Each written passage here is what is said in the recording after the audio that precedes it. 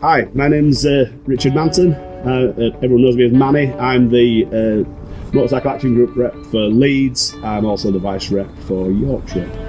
I'm Foodie. I'm the rep for Huddersfield Motorcycle Action Group. I'm Steve Travis. I'm the Wakefield Mag rep. I've been for, it's my 15th year actually. Basically, just let people know what Mag is doing nationally and regionally, but also represent motorcyclists in our own local area. So essentially work with the council, work with other bodies to make sure that Mag's views are put across. Essentially just representing motorcyclists in the sort of local area. We've got a big project that's been going on for about 4 years now, and basically across West Yorkshire we've got 5 different councils, and they've unified their policy. They've unified themselves as one big organisation as opposed to the separate councils. With the West Yorkshire Combined Authority, and they're the authority that do the sort of transport plans for the whole region, for the West Yorkshire region. It was quite a scary situation, I guess.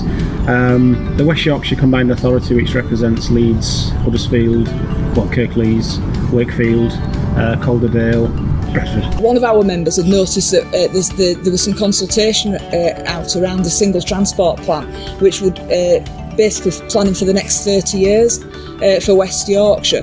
And it's quite a comprehensive document, but it didn't have a single mention of motorcycles in there anywhere at all. So we got in touch with the Combined Authority. We pointed that out in an appropriate way, and just said, we are a third of the vulnerable road users as pedestrians, as cyclists, as motorcyclists.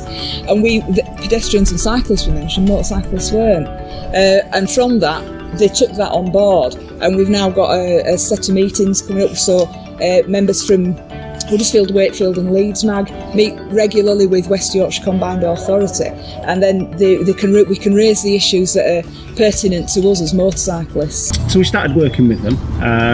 We responded to a consultation of theirs, and it was a really big turnout actually. I think it was the consultation had about something like 11% of respondents were motorcyclists, but we actually only represent 1% of road traffic. So it's pretty good representation actually.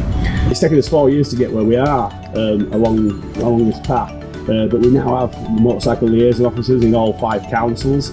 We've got the first bus lane that's been opened up to motorcycles in Wakefield, which is absolutely brilliant. That's hopefully going to be a rolling project. That way, when they change the signage, it's going to happen on each one. We're just getting there with this thing, but we're trying to make it fair.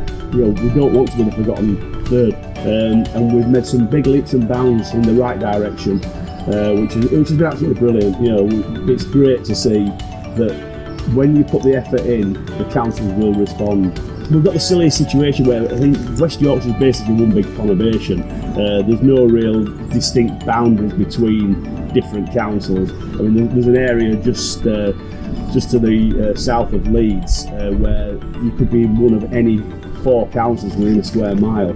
For the 5 council areas that make up West Yorkshire, there were different parking policies in each of the different authorities. So if we were in Huddersfield, you can park for free and time unlimited, whereas if you go to another council area, that might not be the same thing. So, and where the borders are, sort of in some of the outlying districts, it's quite easy in the town centres or the city centres to know where you are. But once you start getting across more outlying areas, then do you know whether you're actually in Kirklees, or have you just gone into Calderdale, have you just gone into Wakefield?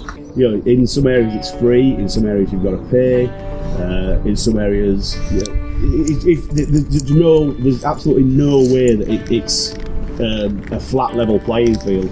So what we've done, we've worked with the councils to have a policy that is across the board the same, and due to the efforts of Mag, it is free on-street and off-street parking throughout West Yorkshire now for motorcyclists. I think if Mag didn't have a voice for the Combined Authority and the sort of consequent input to the planning for the transport around the region, we'd just be completely forgotten about. It's not that they're being deliberately ignorant or actually, they're anti-bike. They're not. They just genuinely don't know. You can actually make the road narrower. The idea being to make it safer for one set of road users, but you get silly things like street sweepers can't actually sweep that section of the road because they genuinely can't get in there, which means it fills up with debris, which any cyclists that use it, they're going to get punctures all the time. So they don't use them.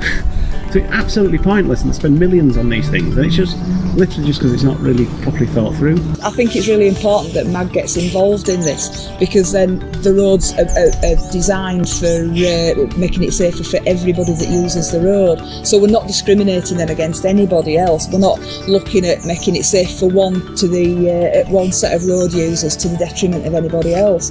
So, and that can only be a good thing if everybody's catered for. Because if you don't cater for wider vehicles, or you don't cater for pedestrians, or you don't cater for cyclists or motorcyclists, then it's going to be difficult for some people to get about. So the fact that MAG's in there and raising that awareness, I think, is really, really important.